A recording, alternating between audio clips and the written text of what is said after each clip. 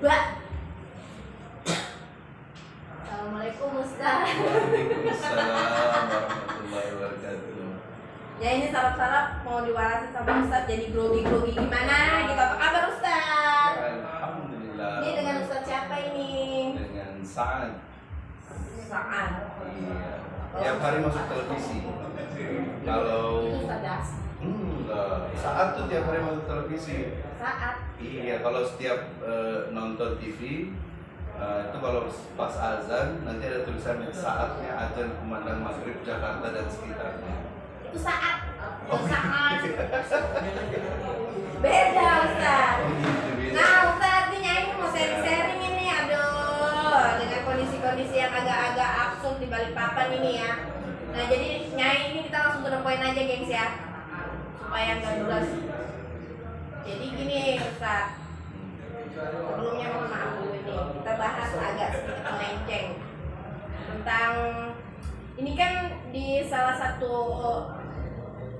daerah di kekuasaannya ini sedang mengadakan pilkada nanti nih. Nah lagi momen-momen politik lah ceritanya. Nah yang digadang-gadang sama kubu si Anu itu katanya paslon itu Islami banget, anti sara, nggak radikal gitu. Nah menurut Ustadz pemimpin yang Islami itu seperti apa sih? Ini contoh satu dulu deh. Kita bahas pemimpin yang Islami itu macam mana gitu. Baik, saya kalau pertanyaannya menjurus kepada politik mungkin saya nggak saya skip karena saya jarang membicarakan politik. Tapi kalau urusannya tentang bagaimana menurut dari segi agama, jadi kita belajar daripada apa yang sudah dicontohkan oleh Rasulullah SAW dan juga para sahabat. Jadi dari sahabat sendiri, kalau kita lihat setelah kepergian daripada Rasulullah SAW, para sahabat itu sebenarnya rebutan untuk tidak mau dipilih menjadi pemimpin, sorong-sorongan. Ketika yang ini dipilih, oh jangan saya pilih. Ya, kenapa? Karena ada salah satu ini cukup berat. Dikatakan bahwasanya nanti ketika di hari akhir di padang mahsyar, maka ada 7 golongan yang akan dinaungi oleh arsy Allah Subhanahu wa taala. 7 golongan. Dan yang paling pertama Allah sebutkan adalah pemimpin yang adil.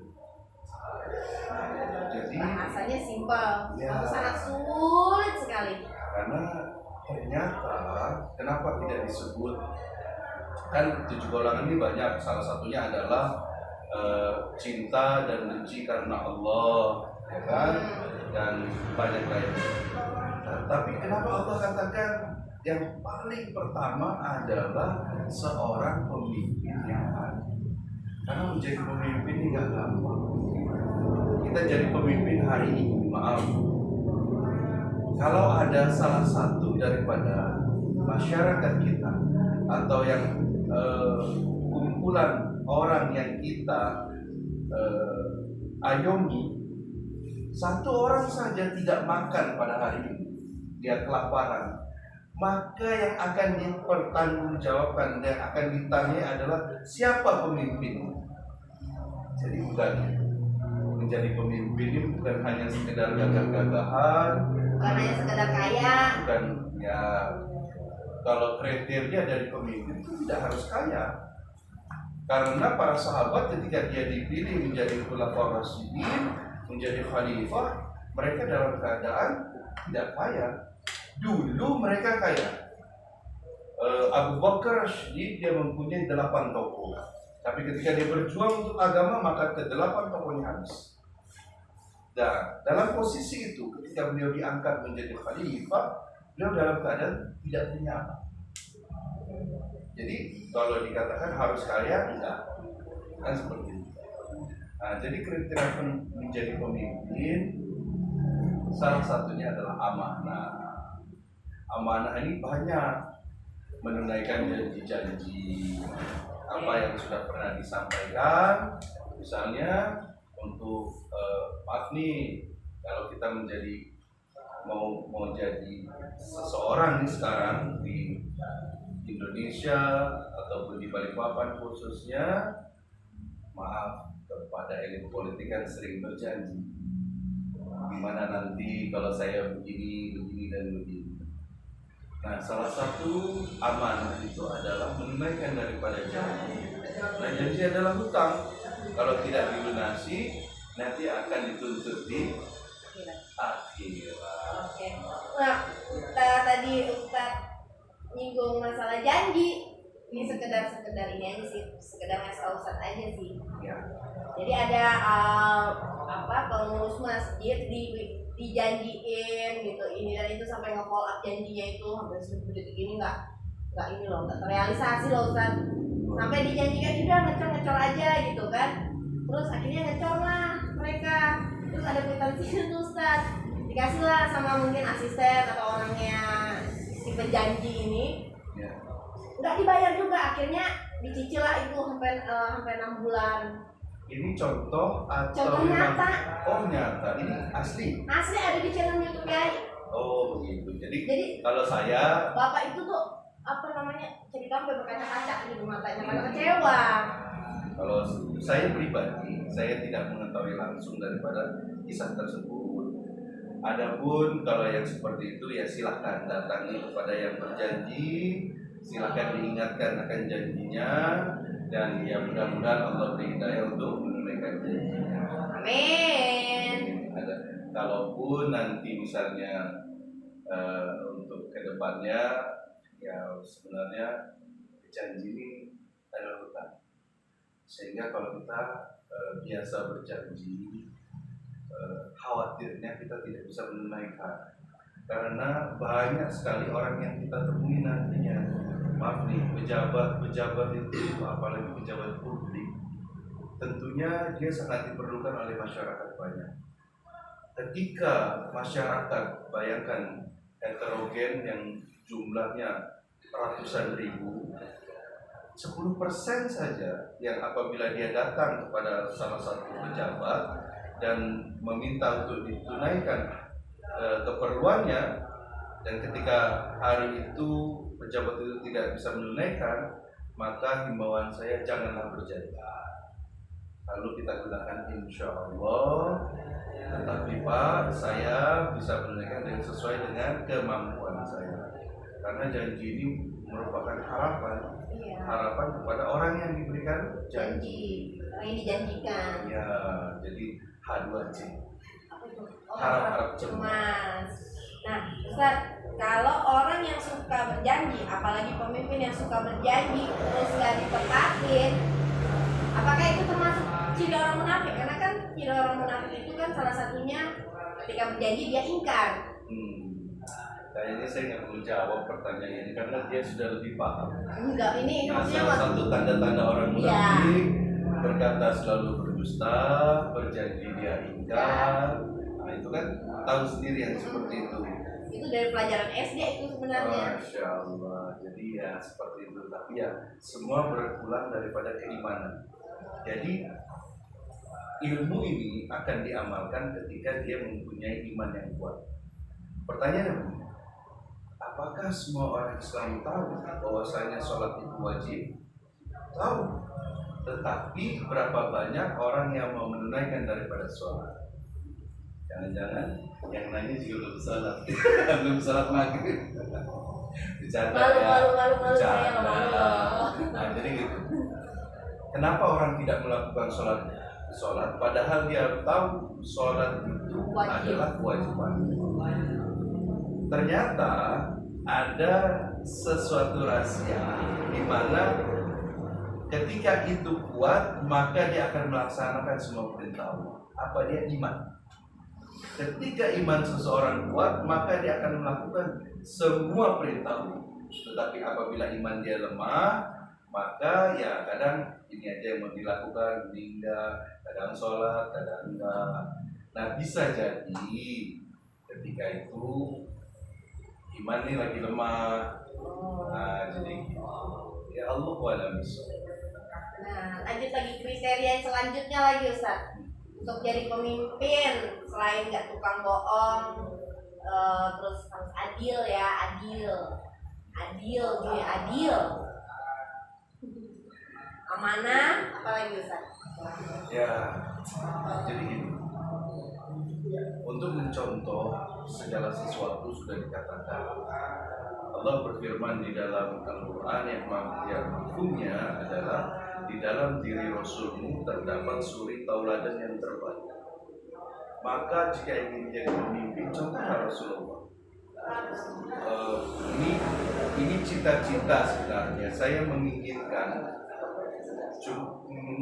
satu pemimpin yang nanti siapapun dia, semoga nanti yang jadi pemimpin bisa melakukan apa yang pernah dilakukan oleh Rasulullah, oleh Abu Bakar, oleh Umar dan sebagainya.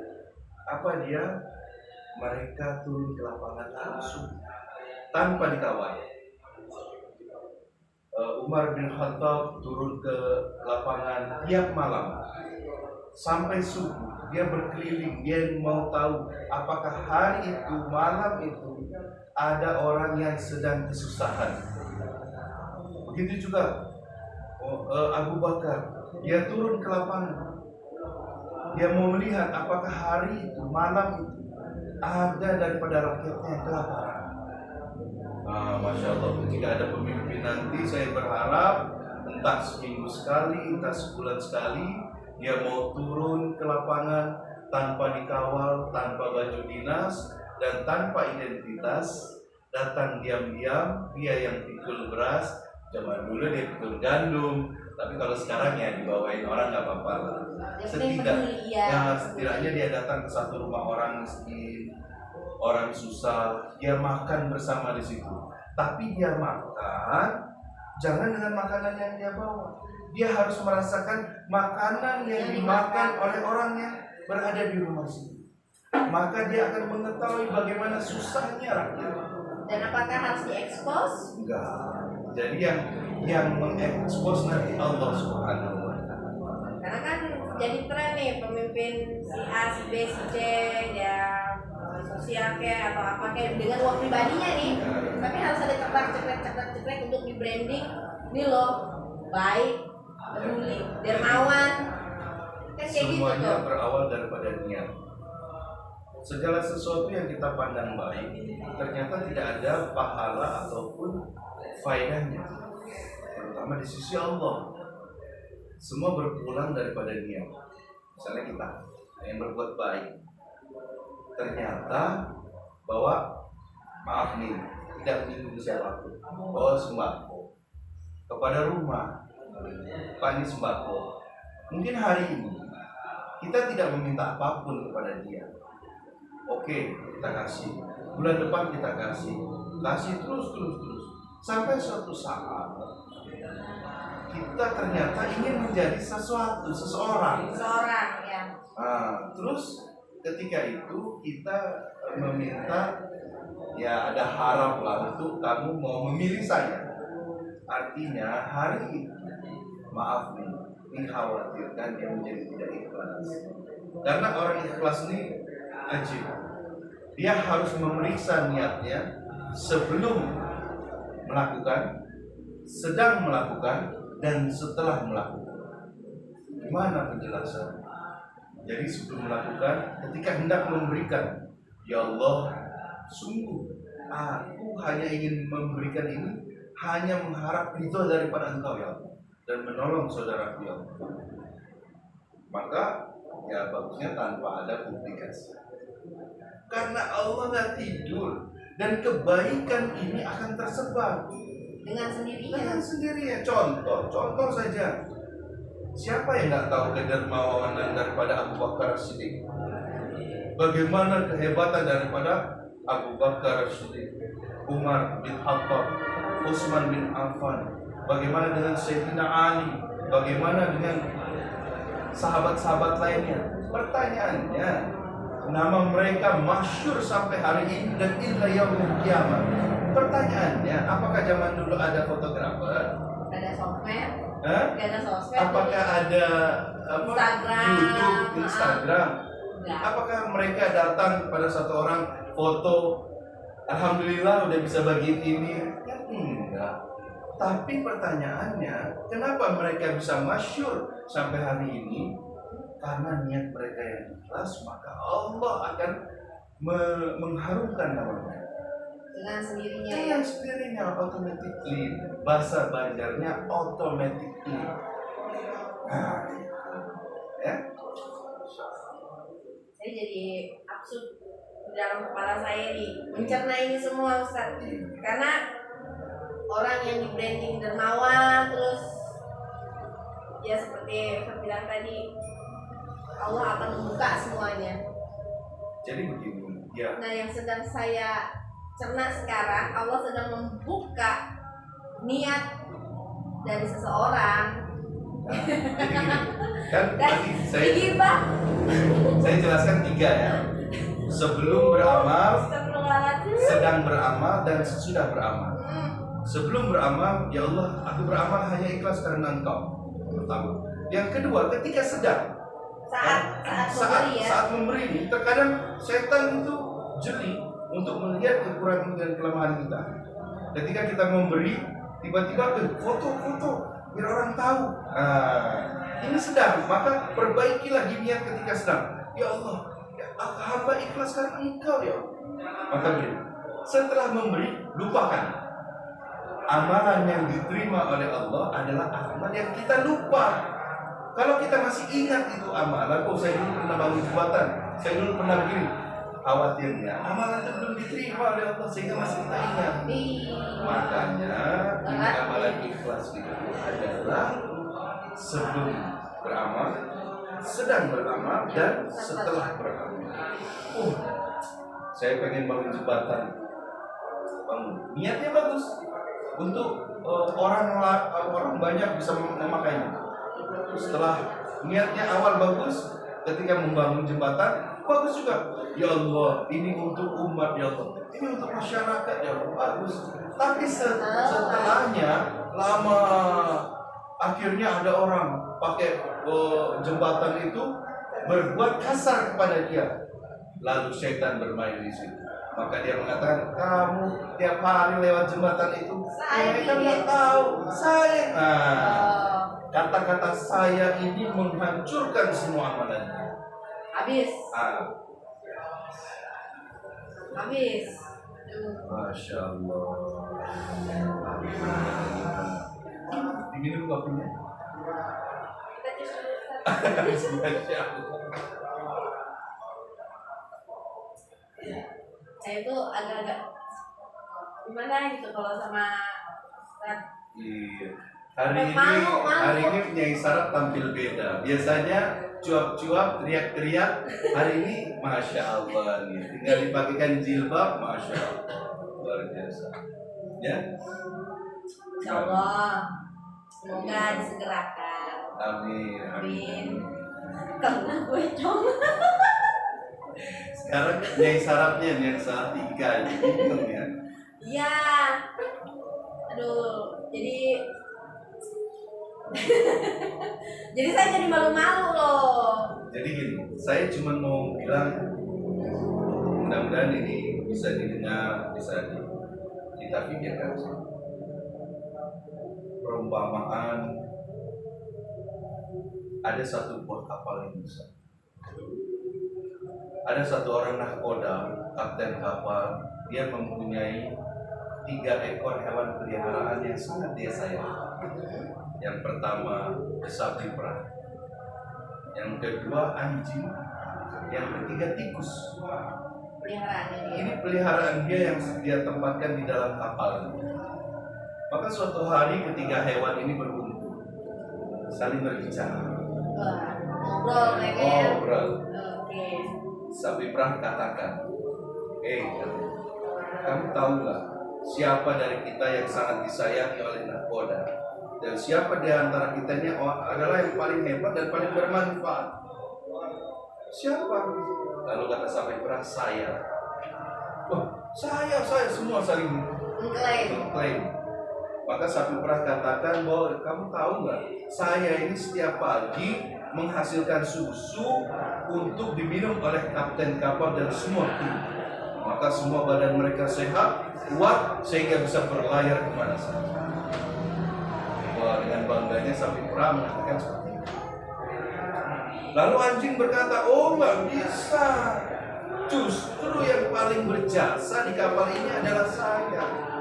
Dan saya adalah hewan yang paling disayangi oleh kapten kapal. Tuh kenapa? Saya ini ketika orang tertidur lelap, saya selalu berjaga-jaga. Barangkali ada perampok, ada orang jahat yang hendak merampok daripada kapal ini.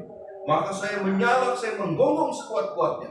Sehingga para ABK kapal bangun dan menyelamatkan kapal tersebut. Maka sayalah yang paling berjasa di kapal ini. Dan saya adalah hewan yang paling disayangi oleh nakoda.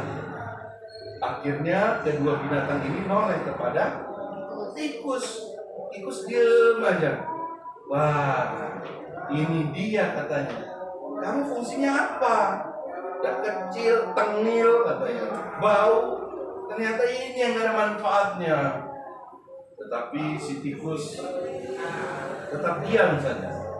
Dengan perasaan sedih, akhirnya dia balik badan dan pergi ke tempatnya. Kapal tetap berjalan. Ternyata pada suatu malam yang gelap terjadi bunyi yang sangat besar. Semua alarm berbunyi. Nahkoda bangun, kapten bangun. Kapten mengatakan, cepat cari kebocoran itu, karena kapal kita telah menghantam karam. Jika kita tidak bisa menambalnya, mengatasinya, maka kapal ini akan karam. Maka semua berlari. Ada mencari sana. Akhirnya nahkoda memanggil daripada tikus. Wahai tikus, kau adalah hewan yang paling percaya. Tolong cari di mana kerusakannya. Maka tikus dengan gesit lari ke depan ke haluan, lari ke belakang ke buritan, cari mana sebenarnya tempat lubang ini berada. Maka lewat lorong-lorong yang kecil, yang sempit, yang gelap, akhirnya tikus menemukan ada lubang yang besar berada di belakang kapal. Maka dia segera melapor kepada nahkoda. Wahai kapten, ada ternyata di belakang sebelah kanan. Maka kapten perintahkan kepada semua ABK untuk memperbaikinya. Maka selamatlah kapal ini daripada tenggelam. Maka diumumkan oleh nahkoda pada esok harinya, ini adalah tikus, hewan kesayangan saya. Jika bukan dia, maka kapal ini akan karam. Maka hikmah yang kita bisa ambil daripada cerita ini adalah jangan pernah merasa diri kita lebih hebat daripada yang lain. Siapapun dia, apapun profesinya, dia berjasa bagi Balikpapan, dia berjasa bagi Indonesia. Contoh yang sering kita abaikan, bahkan terkadang kita melihatnya pun sebelah mata, ada juga yang menghina. Siapa? Contoh, ini saudara-saudara kita yang kerja di bagian pengambil sampah. Sekarang pertanyaannya, andai saja ini pekerjaan dianggap hina, lalu orang semua meninggalkan pekerjaan ini, kira-kira Balikpapan mau jadi apa? Satu hari saja Balikpapan ini menghasilkan berapa ton sampah? Di rumah kita, kalau kita nggak buang sampah, kira-kira mau jadi apa? Lalu tidak ada mau yang ngambil sampah di depan-depan rumah kita, di dalam rumah kita. Lalu semua orang nggak ada yang mau mengambil pekerjaan itu. Kira-kira Balikpapan ini masih layak dihuni atau tidak? Maka satu orang, saudara kita yang berprofesi sebagai pengambil sampah, itu jauh lebih hebat daripada direktur hari ini. Itu kalau mau kita sayang. Jadi jangan pernah meremehkan seseorang. Siapapun dia, jangan kita merasa kita ini lebih layak daripada orang lain. Kita lebih hebat daripada orang lain sehingga sayalah yang harus, sayalah yang wajib, tidak. Dan perlu ingat, segala sesuatu itu sudah ada ketetapannya. Jangan khawatir, jangan gak bisa tidur. Walaupun seluruh makhluk tidak menginginkan kamu untuk menjadi Nyai Saraf, tapi kalau Allah putuskan kamu akan menjadi Nyai Saraf, maka tidak akan ada bisa yang melindungi. Tapi walaupun seluruh makhluk menginginkan, wah, kamu yang pantas untuk menjadi ini dan itu.